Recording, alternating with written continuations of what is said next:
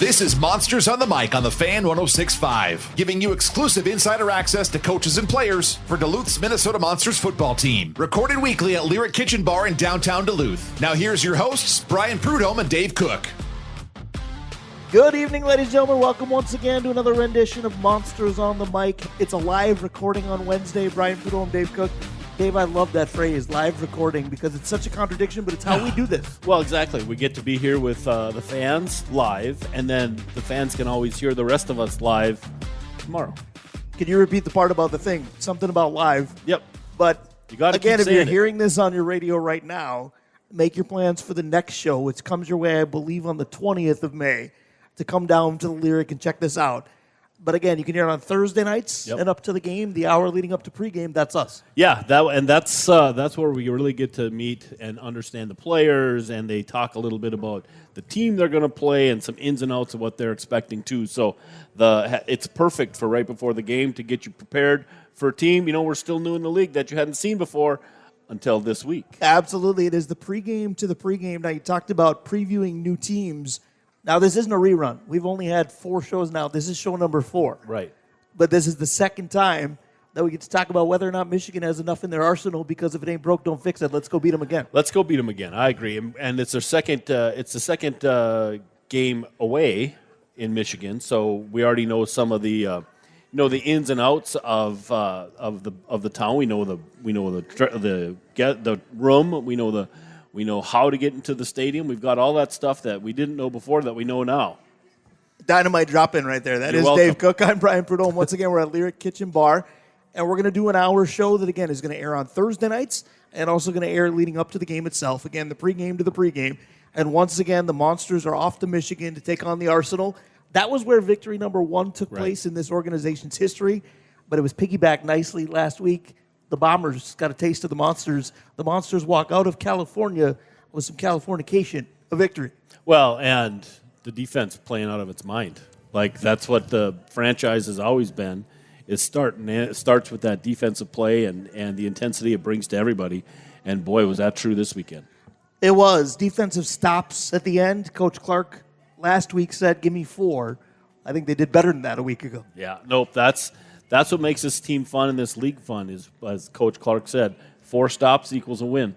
And like you said, they did better, and they brought back the W. Well, he did say, give me 4 stops. He didn't say anything about give me a scoop and score, but they got one of those too. But he did say, let's try a couple of deuce, which we had quite the conversation as the evening went on. Yeah, I look forward to talking to our kicker later tonight, because we talked so much about deuces last week. I thought for sure this show was sponsored by a septic system of some kind. But it is sponsored by Comfort Systems of Duluth and Sanju, where the cars are. We appreciate both of them. We've got a deuce worth of sponsors. Those two are wonderful. They are. And, again, I sent you a video the other night of an absolute snowstorm at 2 o'clock in the morning. And I got to thinking about, again, how lucky we are to have a thing like Comfort Systems of Duluth. Well, and how lucky am I that I live about 4 miles away from you, because we live in the same town, not that far. But out your window, I literally texted you, where were you? Maybe it's okay that the Monsters haven't been home yet, because they didn't want any part of that, even if it is an indoor sport. It did look like a snow globe, didn't it? Like somebody had shaken the snow globe and up and around. But having, Comfort Systems of Duluth, if you ever had issues with, it's not heating up, the furnace isn't working, and all of a sudden we got snow again. I mean, that's who you're calling, right? Absolutely. So if you want your home to heat up, call Comfort Systems. If you want to watch a team that's heating up, let's get the Monsters going again. Absolutely. We're going to have guests today, too. I do want to get a guest up here. Let's see if we can get Claude Davis to come chat with us again, because he was in the very opening show that we did. Yep. And we had so much fun with him, we did say, Anytime. Wouldn't it be cool if we could do Pod with Claude, do a podcast, just have more of him. Ask and you shall receive. We've got him again. We do. This is going to be fun. We had a lot of fun last time. We're going to tear it up this time. Speaking of tearing it up, that is exactly what he did. We talked about this defense, little bonus with a scoop and score. That was from the man to my left. Claude Davis, how are you, buddy? How you doing, my man? Good to be back. It's good to have you. Walk us through that play, because last time you were on the show, I said, what's better, tackle for loss or a sack? I forgot a defensive touchdown. Walk me through that. So we called the play. They came out. We checked the formation. Our nose guard had a good get off, and the center and the quarterback fumbled the ball, and I made an inside move, and it was just laying there. So I was like, thank you. I was just going to say, how big do those eyes get when you see the gift laying on the field for you? I wouldn't say too big because if you know me, I got a lot of those in my career, whether it's kick returns off onside kicks or scoop and scores like I did on Saturday. So. All right, so for you, that's a walk in the park because you've been there, done that. But for this team, it's one of the first, in fact, I believe it's the first defensive scorer in organization history. That's got to mean a little bit more. No, I think it's the second one. Charles Reed scooped and scored in Michigan the week before that. So, but it's good to be a part of that. It's the first for a D lineman, we could say. Yeah. Well, and Dave, I'll tell you this. We've come a long way because I was teasing Claude when he was on the first time. The first time we were talking about his days with the Jets, and it was all about the butt fumble. I would rather talk about the scoop and score than a butt fumble. You can say, we talk about all that other stuff, but the fumble. Yes. We have all kinds of things we can talk about. So when you see the ball on the ground, though, tell us what goes through your mind. Is this for real? Yeah, that's all I said to myself, like, is this for real? Come on, right? And then nobody was by me, so I was like, yeah, it's over. Tuck and go. Yeah, yes, Bravo. That's cool. All right, so when you play the team for a second time in 3 weeks, I'm going to use the bad Arsenal puns as long as I can. What do you expect to be different? What are they going to have in their arsenal that maybe they didn't the last time? Because everybody talks about watching film. You're not exactly watching ancient footage. You're watching 2 weeks ago. What kind of adjustments do you expect they're going to make? So they got new linemen for sure. They brought a. How much of that is your fault? They need a new lineman. Yeah, so they brought some new linemen in, but that's about it. And just our D line alone, we call ourselves the Monstars. Because that's what we do, and we don't end like the Space Jam. So. I was just gonna say, there's no space. Everything's jammed up anyway, right? Yeah, yes, sir. So we had, I think, 8 or 9 sacks that game. We're gonna try to do more than that this week. So. It's funny when you're going to play a team and they're still bruised up from when they played you guys. So thinking about it from their point of view, what benefit is there to playing a team that you got beaten by so soon after? Is there a benefit to that? Sometimes. You can learn from film for sure. Thankfully we'll never know because they beat them the first time, too. That's what I'm saying. Right. But, yeah, so film study, can pick up some miscues that you had or misassignments that you had the few weeks before when you played them. But don't change the personnel, so you know what I mean? It ain't too much you can do if you don't change personnel. So road trips are always an adventure, just in being in a new environment, period. Now, we've talked about this won't be new, but Dave elaborated on it earlier. How much easier is it? You know exactly where you're going. You know exactly what the visiting locker room's like. You know exactly what the environment might be like. It's not, oh my goodness, wide-eyed for the first quarter because where are we? This could be easier, correct? I wouldn't say easier, but the process is easier. Just understanding the dynamics of the game. We've been here before, so we know what to do. We know what to expect. Speaking of been there before, where does Michigan rank in hostile environments? You played in a lot of leagues, a lot of stadiums. What was that fan base like? Because I believe Coach Clark said, they booed us a lot. What was it like there? I done played in some big games, so they not there yet. Just being honest. He played for the Jets. Right. He knows what getting booed is like. Well, he played in that game where he knew what a large audience was. That's fair. Oh, yeah, for sure. That's fair. So tell us a little bit about the Arsenal offense. I know you said new linemen, but what do they present that's a challenge to a defense? They got some pretty good wide receivers. The guy Jarvey Flowers, I think his name. He played here. Duluth knows a thing or two about what he can do. Yeah, we've given him his flowers more than a few times. Go ahead. Yeah, so you got to respect this game. Yeah. He's pretty good for sure. And then Malik Henry, he won Player of the Week.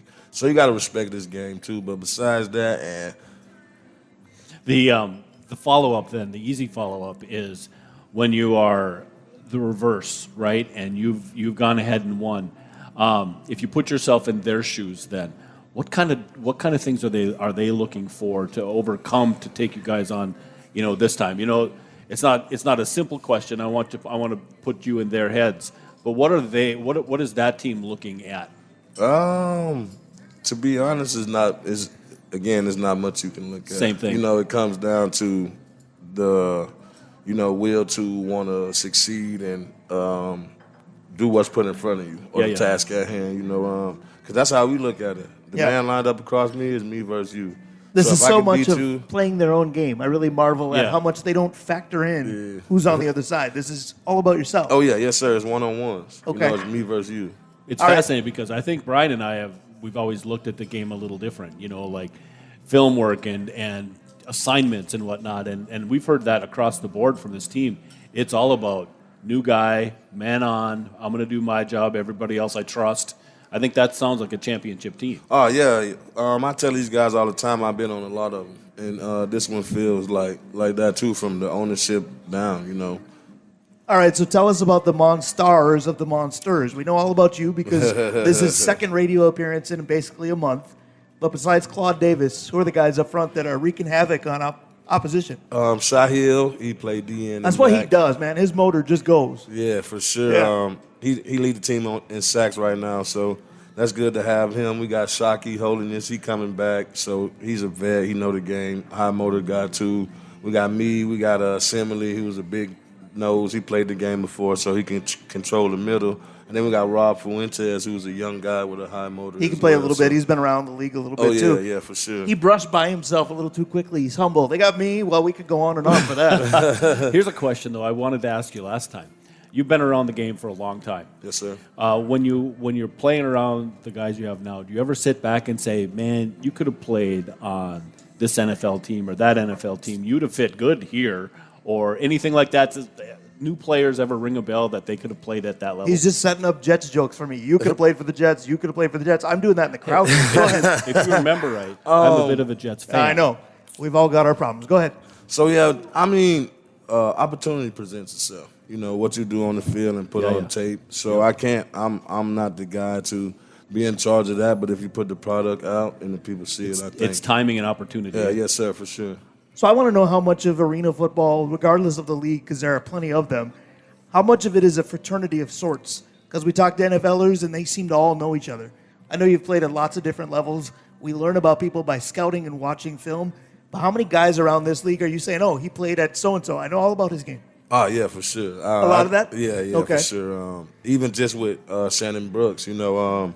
Well, he got a full hour a couple weeks ago. Everybody knows everything about his game now. So I met him as an opponent, you know, and he did some stuff in the game. I'm like, I like that guy. That's my dude. You know what I'm saying? And I didn't even know him. I walked up to him mid-play after the play was on. I'm like, yeah, I like your style, bro, you know. So just to see it come full circle was crazy. Actually, you and I were getting a kick out of that when Shannon was on because radio's not a visual medium. That's my favorite catchphrase in radio. But during Shannon's interview, he was walking us through that play. And I mean walking. I mean, the animations were still going of whatever moves he tried to put on you. A lot of mutual respect there. Yeah, yes, sir, for sure. That's my guy. All right, so besides him, who is a teammate of yours, running backs that have been toughest to stop so far for you? Sounds like nobody from what we're looking at from this defense. Because the only other guy I played against was Javontes, and, you know, that's my guy, but it was a, different outcome for him on that situation. So, all right, so defense is a team idea, especially in this league. Dominate the ball if you can, make a difference in the game. But you already talked about who's leading the team in sacks. Is there a personal competition there? Is that a goal, a benchmark for you, or is it whoever meets at the quarterback, let's just make sure he's down? Oh, yeah, no, not at all. Like I said, these are my brothers. You know, it's and for me, I love to see it. You know, I've been here. You know, I know what it looks like. I've done it enough to be satisfied with what I put on the field. So just to see guys like that excel is great for me, you know, because I'm grinding with you, you know, and I see the work that you put in. So to see it transition to the game is great to see for sure. I saw, years ago now, on the hockey rink, there was a pro and a high school kid, and the pro was teaching the kid how to look in the glass to see where the next move was going to be because you can't see behind you, right, so you utilize your skill. When you're, as a vet, do you ever work on, cutting corners? And I don't mean effort. I mean, look at this, try this. These are things that you don't know yet that since I've been around, these are the things you need to start doing. Oh, yeah, yes, sir. I even do it myself, just being around arena football for so long and playing with the older guys and now to see the younger crowd come in too. Rob and Shockey do this jump, cut, D-line crap, and I ask them all the time. That's the technical term. You know what I'm saying? I ask them all the time how y'all do it because I tried it and it don't work for me. So if I could put that into my game, I would elevate for sure. So. Well, and that's the direction I wanted to go as the last question for this segment. We've talked about you being a veteran and being full of teachable moments for the other guys. What's the part of your game that as you've been going through these 3 games now going on 4, that you're saying, okay, this part of my game needs work or I need to add this? What is it? So it was the first game playing nose in Albany. Like I was telling some of my teammates and stuff like, I just came from the IFL. I was killing. You know what I'm saying? I knows, and now I got to worry about a fullback. You know, so it made it harder for me to defeat 2 blocks. Just my coaches being great coaches, they moved me to DN, and you see what's going on. Right. All right, so that's one segment with Claude Davis. Let's give him a round of applause. I'll tell you this, one is not enough. Don't you go anywhere. That's good for the guests, it's good for the listeners. We'll be right back. More with Claude in a moment.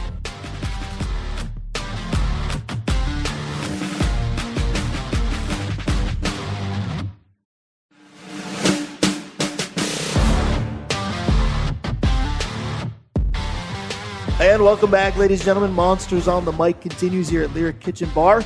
Brian Prudhomme, Dave Cook, we invite you to come down on Wednesdays. Again, live recording of this show Wednesday nights. Thursday night, the airing, and then the pregame to the pregame. That's when we air again. Well, and this is a sort of pregame to the pregame today that you're going to get with Claude holding court, which makes it a heck of a lot more entertaining when it's just you and me. I still think I've got the podcast nailed down. It's the 3 Claudes. Dave Cook, Brian Prudhomme, that's me, and then Claude Davis. Claude Davis is doing the heavy lifting once again. Sounds like this defense, no disrespect to the offense, but it sounds like this defense, particularly back on Sunday, the win in Oceanside, the defense did some heavy lifting. Oh, yes, sir. 2 turnovers for touchdowns, 6 stops. That was big for us as a team, So tell me this. I know everybody on the offense would say we want the ball last in that crunch time, let's go score. The defense probably says, no, let us seal it, let us get the finishing touches. You guys essentially sealed this. Is that the role you love to play? Oh, yes, sir. Even from kickoff, we want to go on defense first and set the tone for the game. So just to finish it off like we did was great. Claude, we've been talking ball with you for the whole season so far, and it's been fun. But with the people who are listening, the fans who don't really know Claude, tell them a little bit about yourself, your family, where you came from. Well, I'm from Lakeland, Florida. I did the JUCO right out of high school. I played at East Mississippi 2 years. Then I signed with South Florida. I played in the All-Star game. My senior year in college, tore my ACL. I didn't do no pro day, no combine, and I had to work out with the Jets and ended up signing. So from there, 2015, I started my IFL career with Sioux Falls Storm, and it took off from there, Got a couple kids, I got 5 kids, two in Florida, 1 in Georgia, and 2 in South Dakota. So, that's what I do in my spare time. Big family. Oh, yeah. Outstanding. I was going to say, spare time, 5 kids, yes, that's sir. a contradiction in terms, right? Well, it sounds like Claude's used to a big family, so you come from a big family as well. Yeah, yes, sir. I got 4 little brothers, 2 older sisters, and then on my dad's side, I got 12 siblings. Oh, wow. So age-wise, where do you fall? So I'm the oldest boy. Okay. On my dad's side, and then I'm the 3rd child from my mom's side. All right, so you mentioned where you came from. We probably asked you this the first time, but that was 3-4 weeks ago, and Mother Nature's done us no favors since then. So I got to ask the guy from Lakeland, Florida, as Dave started the show talking about a window that looked like a snowstorm. What do you think of Duluth in May so far? Well, I was in Sioux Falls, South Dakota for 10 years. Kind of the same, true. but it's not. That's true. But they don't have the big air conditioner known as Lake Superior. Yeah, that lake make it a lot different. I was just telling my mom this back home, like, it's cold every day. Humid. So just being right there, even though just seeing that stuff, like I said last time, it impressed me. And we went to Michigan, and we got to see Lake Huron and Lake Michigan, so that was cool. But just the difference in that area and this area is crazy. I want to talk about differences in 3 road trips. Albany, Oceanside, Michigan now coming up for a second time. What's been the most, ruckus fan base? What's the most difficult of the 3 places to play? Albany for sure. Really? Yeah. The defending champs, it just looks that way? Yeah, because of all the smack talk that's been done in the offseason, and just for us, it's just coming in and competing, So it was tough, but I feel like next time it'll. Take a second swing at that. So we've talked about opposing offenses a lot. We haven't talked much about yours. There's another name that Duluth knows pretty well, and he's back. And my goodness, was he back on Sunday. The defense is strong, but what about most strong? What'd you think of that to start it? Oh, yeah, it was great to see that guy, come in during the week and practice hard. And like I said, just transition to the game. He had a great game, make some big catches for us. So I feel like once he get his feet wet, our offense will take off for sure. I always one of the things I found out about Mo back a few years is that he's an entrepreneur, right? So he always puts his livelihood on the line. Oh yeah. So sure. on the football field, that's got to feel pretty good because that's a guy that's willing to do it off the field. So on the field. Oh yeah, and it means a lot. Guys like that, it make you want to go to war with them. Because I know you got my back. So that being that, and just seeing how, like I said, he bought into the system and it worked for him, lets me know, I'll go to bat with Mo any day. Let's get to know Claude Davis off the field because we heard about a team bowling event. I don't want to know who won that. I'm sure somebody will tell me at some point. But Claude Davis, when football is not life, what do you enjoy doing? Video games.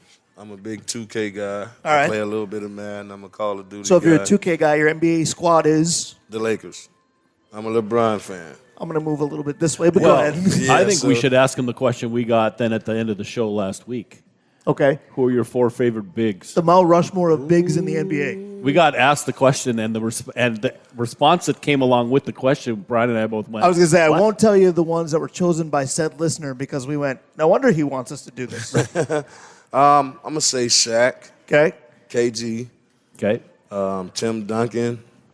Boy, Duncan and Garnett. Yeah. Different styles. Oh, yeah. And But he's a Lakers guy, and Kareem hasn't been mentioned yet. Do we not go back far enough? because that's too far from me. That's fair. He is my, only 36. Right. My fourth one, I would say Dwight Wilt never Howard. played less than 36 minutes in a game. That's fair.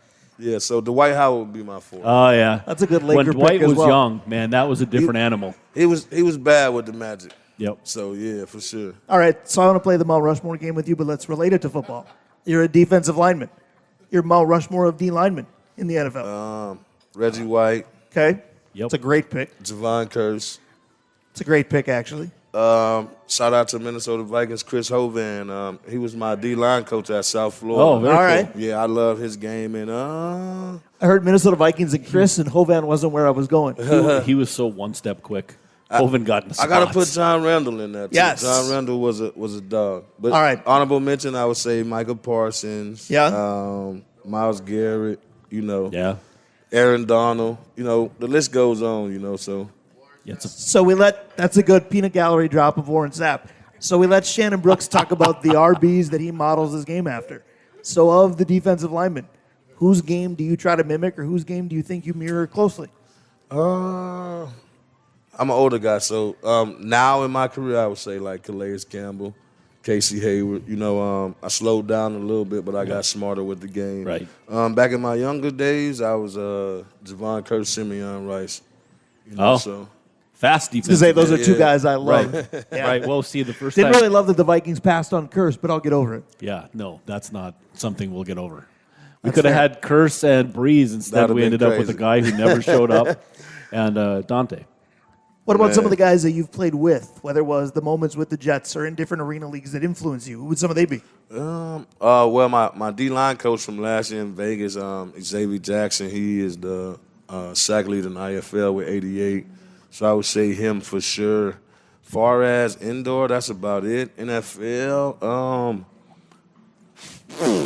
that's hard. George Selby, y'all might not know Okay. him, played at South Florida. Yeah. Jason Pierre-Paul played at South Florida. Just don't hang out with them on 4th of July, right? That's my guy, though. All right. So All hands on deck, whatever we can get. get off.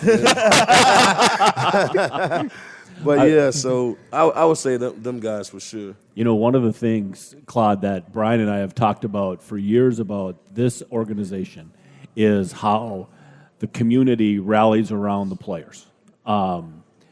Your personality is one that if you're listening to the show and you are interested in the Monsters, Yeah, this is the guy you want to guy. hang with right here. I yeah. appreciate it. I mean, it's. We were joking in between. We said, the Claude and Claude show. Yeah. but Everybody prefers one of them. It's not us. The personality is real, and so if this is a type of person that you're having fun listening to, there's no fake here. This is who the guy is, and come on down when we're. I was back going to home say, in a book few your weeks. guest speaker right now, just like we did. But let's talk Yeah. about that a little bit, because if you go on social media this week, the Monsters have a game to prepare for, but they've been everywhere, whether it's watching kids' athletic events, reading stories to kids. I saw a Monsters activity book at an elementary school. How much fun is that for you, even though you haven't been home yet, to get to know what your fan base is going to exist of? It's great, just to get involved with the community and let us see let them see us before, we put the product on the field at AMSOL on the 22nd. So, and that's another thing. That's why we're glad we're rolling right now. So by the time we get back home, we'll be in full effect. I was going to say, coming home at 3-1 sounds awfully good right now. Yeah, it's going to be great, and we can put the best product we can put on the field for the community. It's so interesting to me, Brian, that, the basketball is kind of easy because they're just in shirts and shorts, right? But football players on the field are monsters, and I don't mean that, Sure you do. Your pun game is great. Yes, no, it's not. Never has been. But when they get to know you in person, then you're not just another ball player, right? Yeah, and that kind of fandom can't be touched. I appreciate it. No doubt about that. So let me ask you this. I don't want to put additional pressure on Game 4, but I've always been the guy that says 2-2 literally sounds middle of the road, mediocre football team. 3-1 sounds like a very good football team. There's a huge difference, win or lose this week. I wouldn't say that, but we want to win. We feel we're going to win. So I'm a big law of attraction guy.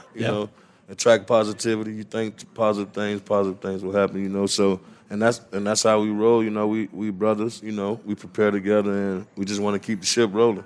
Michigan's going to throw a haymaker at you guys right away. How does a team take that haymaker, and how do you how do you absorb their initial punch and get back after them? Because that's happening. It's crazy that you say that because I was in my room this morning just hanging out, and Creed 3 was on. And just to watch the resilience of Adonis Creed to fight his best friend. Yep. That's just how it is for us. We know the game. We've been playing it long enough. So you take that swing. It might hurt, but when I swing back, it's going to hurt worse. Right. That's fair. Now, that gave me a question I didn't think I was going to ask, but I think it leans itself towards this conversation. So pregame, every athlete I know, regardless of sport, has a playlist. Maybe you got a movie you watch. You get your motivation from somewhere. Maybe you don't want to give this away, but take us inside the mind of Claude Davis, say 30, 45 minutes, hour ahead of a game. What are we doing? Listening to Rod Wave. Okay. Just because I can relate to it. He's a Florida artist. He talk about, struggling, how he overcame that, and the positivity from it and the things that he still got to accomplish. So that's what I listen to before the game. That's what I think about. I prepare for this. I ask God to, use me, and I thank Him for the opportunity to still. And that's how you present yourself, man. That's Appreciate why it's so it, much fun. man. That's why it's so much fun to have you on. I was going to say, we could just keep going with this. I particularly enjoy the nonverbals between you and Shannon across the room here. Now, you brought him up on show number 1. You said, that guy inspired me to get more TFLs because I like dropping that guy in practice. That was prior to week 1. Yeah, How many times you got after that guy in practice? None since then. All of a sudden, it's protect Shannon Brooks at all costs. Put that dude in bubble wrap, right? Yeah, for sure. And like I said, man, he's a great team player. Great aspect to the team. He run hard, man. He a tank. It might not look like it, but I call him Bobby Mercer. If you know Four Brothers, that's who he is. So, and Bobby was a great guy on that movie, so that's how we look at him too. All right, so take me through this. And the easy answer might be you got to have a good get off, and that's just all it is. But getting after the quarterback is difficult in football, period. A football style like this that is so fast, what's the secret to getting in the quarterback's lap? I mean, you said it. Get off. If I can jump the snap and give you a good pop, it'll throw most guys off, And as I got older, I learned how to do that better. Just use my get off in my hands, to dictate the line of scrimmage. Yeah, why don't you talk about that for a second? We've talked about get off in the past, but we've never really talked about hand usage from the defensive line point of view. When you say use your hands, for people that are listening that don't have any idea what you're talking about, what does that mean? It's your eyes. Your hands is your eyes when you play D-line. So if I can control you with my hands when I come off the line and, like I say, dictate the line of scrimmage and move you how I want to, then 90% of the time I'm going to win. Sure, absolutely. That's fair. So I want to go this direction. You talked about slowing down with age. You don't have to tell me twice about that. I started slow, somehow got slower. But when you talk about getting smarter with the game, that's another thing that's easy to say, but tell us what that means. Just understanding the game more, film study now, picking up, like, tendencies, hand placement from a lineman, right. Body posture from a Giveaways. lineman, down in distance, and just understanding the dynamics of arena football, like the high motion guy, at a certain point you got to snap the ball, so I watched that, and then I watched the ball, early in my career, I just watched the wide receiver, and they got me in a lot of trouble. You know, they made a rule about it. Now you got to have your hand on the ground. The Claude Davis rule. I'm going to incorporate that on a mic when I can. So I want to go this direction, and maybe we can't because the FCC is always listening, but you talk about all the smack that gets talked during an offseason. Don't quote anybody because we probably can't, but take me in a game. We always talk about games are won in the trenches. How much smack is going on when you're 2 inches from a center, et cetera? Every play. I got to try to put some type of fear in you. You know, and it ain't bullying. You know, it's me versus you. So you might do it to me, but I'm going to get the upper hand. So I might jump off sides and hit you, you know what I'm saying, just to see how you respond to it or whatever. It's a mind game at that point. Yeah, yes, sir. So with those head games, that chess match, my easy piggyback is, last question for you today, how do you know when you've got a guy? How do you know when you're in his head? Just body posture. The last time we played Michigan, that wide receiver made a play, and I'm like, dang, dude, he killing. The lineman ran by me. He like, dude, you killing me. I'm like, whoa. He like, yeah, bro, you old, but you so strong. He like, I didn't know I was like that. So you tell me that mid-game, I'm on you now. Yeah, that's right. That's the best, worst compliment ever. This guy kills it with everything. Round of applause for Claude Davis. He's in my head. I love this guy. I get a kick out of him. We're going to talk kicking when we come back. Monsters on the Mic continues. Don't go anywhere.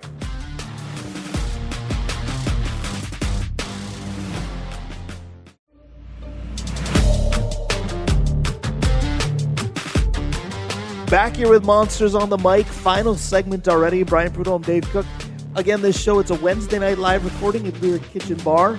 Thursday night, 7 o'clock, of course, the airing that you might be hearing right now. Or, my personal favorite, the pregame to the pregame. Dave Cook, we lead up to the big matchup. Absolutely. If you're getting a chance to listen to this right before the game, get excited. We just got done with Claude. We're super excited. And who do we have next? We have Aedan Johnson. Aedan Johnson is going to discuss a sensitive subject for Minnesota football fans, but not for Monsters fans, kicking. Now, we're not used to that in indoor football because the previous organization didn't have to have that. Any Viking fan, Will Reichert's amazing, but we hear kicking in the history and we cringe a little bit. But Aedan, it sounds like there's no worries in the kicking game. Thanks to you and welcome. Happy to be here. Happy to have you. Now, take us through basically the fascination with the kicking in this league because, again, the jokes write themselves, but there was so much discussion of deuces last week. Again, we thought the show was in a porta potty, but tell us what it's like for you having that offensive opportunity even when you're kicking off in a league like this. Oh, absolutely. I mean, a lot of us coming from college, we're training outside. It's very simple, right? You're trying to kick the ball through the field goal, just placing the kickoff. Now you need to be versatile in kicking off between the uprights, off the net, onside kicks, anything you can do with the ball, drop kicks. But the deuce in general is a big game changer. I was just going to say, does it become as simple as, and maybe it does, maybe it doesn't, is the initial goal the deuce, and anything else is, well, I went for it and we didn't get that? Or is there a different element of strategy depending upon what phase the game is in? In my mind, I'm trying to go for points. Okay. You know, I want to why score. wouldn't we, right? Yeah, absolutely. But, you know, if you're aiming small, you're missing small too. So that's when the nets come into play and the rigging and stuff. But there's always situations where maybe an onside kick is more reliable in this situation, depending on the time and stuff. But deuce is always live. I was going to say, you can see the passion in his eyes when he discusses this. It's something about being able to be a game changer at all times that I think lights a player up. One of the questions that I've had since the first game for you is the idea of a drop kick, because it is so different than everything else you do. How have you taken that skill that you have to use in this league and incorporated it into your game? Because that's a whole different motion and everything. Oh, yeah, absolutely. It's like a golfer who all of a sudden decided he wanted to take up paddleball. Oh, yeah. No, I would say it is definitely like that. As kicking, we're just using our feet. You know, you're using your upper body to move there, but you're never catching the ball and dropping it unless you're punting. Right. In this league, we're not doing that. Right. No. Absolutely. It's something I started taking very seriously a couple years ago when I saw the opportunity, hey, we could score more points, but something I've been working on, I'm confident with, and coming into camp, I wanted to showcase right away that, hey, we can do this. Yeah. So the label that we've gotten to know in terms of you so far, we haven't gotten to see you yet, other than TV and video streams, what have you, most accurate kicker in the league, and that's every teammate that's come up here and talked about you. Obviously, you've made quite an impression on your teammates. Yeah, no, it's been great just being welcomed by the team. Yeah. I mean, as a kicker, it's a lonely position in general, and on an arena. Only if you miss. Oh yes, Yeah, absolutely. yeah. On an arena team, I'm the only one there. You Yeah, know, during practice right. and stuff, and I've been consumed by the team in the best way possible. So you know, they've given me confidence. You know, without my snap and hold, I couldn't be as accurate as I am. So Of course, it is a special teams unit, so to speak. Dave loves to ask this question, so I'm going to steal it from him. He just tried to poke me, and I said, give me one more first. He loves to ask about the journey and how you got here. Oh, good. I was going to ask Now, something else. were you a collegiate kicker? Were you a soccer player that were told you could be a heck of a football kicker? Take us through the Aedan Johnson career that has led him to Duluth. yes, so starting off with soccer, played soccer for around 10 years growing up. I'm from Southern California, so it's all year round out there. Okay. Played travel soccer and kind of got burnt out. You know, football was always around me. Dad loved football. Used to go to San Diego Charger games back in the day. Nice. But never knew kicking was in my future at all. I was playing running back. Loved LaDainian Tomlinson. I was just going to say, there's got to be an LT drop somewhere, but go ahead. Yeah. Absolutely. But I was the kid who knew how to kick the ball far. Yeah. Transitioning from there, playing some flag football growing up, and not till high school is when I started taking it seriously and found out, hey, this is something that can take me further, you know, in my career. And ended up doing the same thing as Claude, JUCO route, went to Southwestern College, transferred, went to North Carolina Central, had a pretty good year there, ended up transferring again and ended up at home at the University of San Diego and played my last year there. Nice. Yeah. We've had a chance to talk. When we talked to Shannon, we talked to Claude, we talked about championship culture. A kicker's got a more refined part in the team. When I say championship team from a kicker's point of view, what does that mean? I mean, to me, it's doing my part, my 1/8. It's a team sport, and I'm always going to say that. Like I said earlier, from a snap and hold, I can't do my job. Right. Without Yep, my yep. kickoff team, I can't do my job. I can't be confident to kick the ball through the upright. So really, when I'm called on, it's doing my part and, you know, having the confidence of my teammates. I feel like I have that mindset, and all of us do, of becoming champions this year. So let me talk to you about conditioning, because kicking is something I think a lot of people want to try, but nobody knows the intricacies of. Is it as simple as, if you want to be a better distance kicker, get your legs stronger? But how do you condition yourself to be more accurate? Because Dave mentioned golfers. Everybody can be on the tee and look straight down the fairway, but only a certain percentage can hit it there. Everybody can line up to kick the ball. We have no idea where it's going to go. What goes into training, conditioning, becoming the best kicker Aedan Johnson can be? Yeah, I would say Good question. I get Great- a couple of those great once in a question, while. great question. Yeah, see, I'm going to hang with him. That's my guy right here. it really isn't about getting your legs stronger. I would say, especially for kids who want to get into the sport, it's first about flexibility. It's about getting your core strong. And it's actually about running and staying in shape. You know, Okay. kicking. Sometimes you see those bigger kickers on the sideline, like Yeah. Janikowski, just this powerful leg. I got to tell you this: Wow. when he first walked in to our first show here, I didn't think he was the kicker. I thought, okay, we got like a short Toby Gerhardt or CMC. I thought it was a small running back. Go ahead. All right, I take that as respect. That's You, great. you got a CMC comparison, and you're a kicker. You should. Yeah, that's great. Yeah.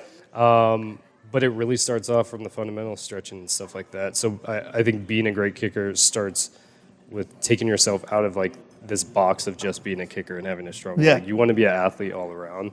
It helps performance. And then with accuracy, especially in this league, I mean, the posts are only 9 feet wide Yeah. compared to 16 feet, I believe, in the NFL. So accuracy is everything. But I really take it back to fundamentals.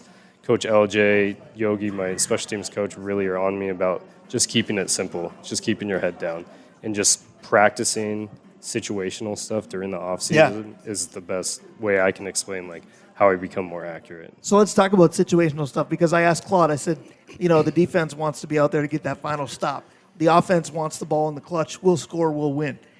Game-winning kicks, again, in Minnesota, that's a touchy subject. Get But twitchy. take me through your history. How many game winners at whatever level have you lined up for? Yeah, I've had a couple game winners. I've missed a couple game winners, and that was early in my career in the IFL. I played in the IFL, AFL, and now AF1. And it's something you have to want to be in that situation. As a young kid coming into the indoor league, it's like it's more nerve-wracking than anything. But to me now, it's an exciting moment to be like, hey, they trust me enough for this. I need to be ready for it.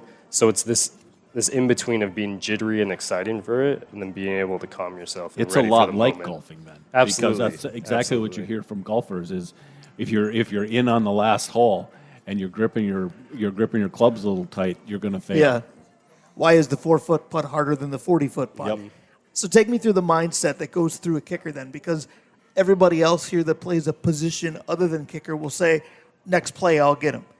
You miss, you don't know when your next play is going to be. How do you recover from that or realize I can still make an impact? I just don't necessarily know when. Yeah, I mean, it's just having a short memory. You know, you have to forget that last kick because it's game's still going to go on. I played, like I said, in the IFL and the AFL past 4 years now, and I've been in games where you're up by 2 touchdowns with 9 seconds left, and then we're losing the game all of a sudden. That's what I love and hate about these leagues. Yeah, so it's just mentally being ready on the sideline. I don't have room to warm up. Yeah. We're in like a hockey, situation. Yeah. We're just standing there, so it's just taking the mental reps. I meditate before the game. I envision myself doing it like on the field before the game as well, and yeah, just trying to stay calm and be ready for the situation. So you've been on the road. This will be 4 games in a row on the road, obviously, destination you've already been to. But I've asked all the players about atmospheres, about tough environments. Every NFL game I've been to, every college game I've been to, people are hard on the kicker. How much do you hear, or are you like Kevin Costner in For the Love of the Game, where it's clear the mechanism and you hear nothing and just look at it and kick the ball? Oh, I definitely hear the fans. I mean, they love to chirp. I'm on the sideline during kickoff. I feel like I hear them more during kickoff. Okay. Once I get into a field goal situation, it kind of goes black in a sense, where I'm really just honed in on the situation. But fans love to talk trash to the kicker. So I told him I was going to do this, Dave, and it's kind of an element that you and I brought to everything. We're going to play Mount Rushmore again. Okay, I want to ask something quick, though. Okay. All right, so We would have had time for another question, but by all means. Claude, and he talked about knowing, following the games of JPP and some other players. What kickers do you pay attention to? Well, Who do you that's try to emulate? kind of where I was going. All right, I so said, go ahead give me and your do your Mount thing. Rushmore kickers, All right, but do your thing. Fine. Yeah, my I- kick got blocked. Go ahead. Okay, well, so San Diego, I already said it before. Grew up a Chargers fan. I'm still a Chargers fan. So is that going to be even though- like Nate Kading or John So Carney? Nate or- Kading It's gonna be is- Rolf. Rolf. Yeah, I don't know about that. Yeah, Nate Kading, that's a tough one for me because playoff Nate Kading. Yeah. He was the Was best different. kicker. Yeah. I'm actually going to go Nick Novak, who's Okay. one of my Yeah. coaches right now. I train with in the off season. I remember watching him growing up, and then all of a sudden I got his phone number, and he's teaching me stuff. So, Wow. Oh, that'd be crazy. Yeah, so definitely Nick Novak. I really liked the way Robbie Gould kicked. So do a lot of Yeah. Niners fans. So Yeah. does everybody who doesn't like the Packers. Go ahead. Absolutely. And then currently I would say Jason Myers, someone who's also kind of mentored me Yeah. coming up. He's from San Diego, went through like the same journey as me, was signed to an IFL team before he got his opportunity. And so Jason right now at the top for me. So when kicking coaches or different kickers are teaching you or offering you advice, what kind of things are they telling you? Is it about rhythm? Is it about your plant leg? Is it about technique? I remember Paul Edinger, who used to have the awkward angle and then kick. Different philosophies from different people. What are they telling you should try or work on? Yeah, there's a lot of philosophies. Like I said, I didn't really get into kicking until high school, so it was kind of late coming out of it. I had a soccer style kick. Now I would say the same thing I focus on a couple years ago I do now is just technique. A lot of guys at this level and beyond have a powerful leg, and that doesn't get you a job. It's about accuracy, and it takes you back to that technique, being consistent with that, trusting that. So I would say that definitely technique. Take me through the onside kick, because in various levels of football, it's just a suggestion. It's just a gimmick. Nobody succeeds at it. How difficult is that, and what goes into perfecting that? Oh, yeah. The onside kick in arena football is something I feel like we need to see more of. Yeah. Back in the day, we saw more of it. It's almost non-existent now in the NFL. Right. And I tell some of my friends and teammates, I have this talent of knowing how to do this high hop kick, back off my back heel, like different types of onside kicks I've tried to perfect over the couple years that really don't apply outside of Yes. this. But it's something I have fun with. It's something that you can do at any point in the game. And I think it's a game changer. I think we'll see more of it in the near future. So we've talked to you about kickers that you want to emulate or learn from. What kicker do you most resemble in your mind now? Am I looking at Legatron? Am I looking at the perfection of Gary Anderson except for one kick? What are we looking at when we look at Aedan Johnson? Minnesota fan. He went there. I'm a Minnesota fan. Yeah, I would still go back You have to face your fears. Blair Walsh, doesn't matter. Oh, Go yeah, ahead. Blair Walsh. Yeah, that's a tough one. Yeah. Yeah, Seahawks kicker Jason Myers, who just won the Super Bowl. I think when you see him kick, it almost looks effortless. Him and I train with the same coach and same ideologies when it comes to kicking, but he doesn't have to have the strongest leg to make an impact. I mean, he, in my opinion, So he like a should have Sebastian won. Janikowski, what did that do for you? And he could crush from all over. Yeah, sometimes seeing a guy that big, because I'm not the biggest guy, I'm like, wow, I wish I had that, Right. size. Built leg like a and stuff. fullback, but by the way, I kick. Yeah, exactly. But you have to work with what you got, Right. and it is good enough, and that's what I'm going to tell every kid going up. So what does today's NFL game do for you? Because we see the K-ball now, and we see, hey, you're across midfield. We're in field goal range. Different world than it was 5-10 years ago. Yeah, no, I think it's a huge advantage for kickers, Yeah. and it's getting us more on the map. We thought for a while that NFL was going to try to take away kickoff for a while, and now it's like, okay, we want kickers who could kick midfield. Having the K-ball broken in makes a huge difference. I was going to say, the Brandon Aubreys of the world have quite a career now thanks to those rules. Absolutely. There's a number of questions that I actually want to ask, but I want to Pick your best. We got time for one. Oh man. Well, I was going to say Ralph Benerschke was the first Charger kicker I ever came across. And for me, it was John Carney. So talk to the soccer players out there. If you're a high school soccer player and you're thinking, maybe college soccer isn't my thing, how do you get involved in kicking? How do you do it? Yeah, absolutely. I mean, usually these coaches will find you in need of a kicker, but really use what you have now. Technology, social media, YouTube, everything is out there. I have videos out there. There's a lot of kicking coaches throughout the U.S. that you can get in contact with. Don't be afraid to do it because it can really change your life like Brandon Aubrey. Yeah. Aedan Johnson, this segment kicked a lot of you-know-what. So did this whole show. That'll do it for Monsters on the Mic. That is our kicker, Aedan Johnson. Thank you. We're in good hands with the Monsters. We're in even better feet. It was quite a feat to do this show. Thanks to everybody who was here. We'll see you in a couple weeks. Bye week next week. Enjoy it. Bye-bye.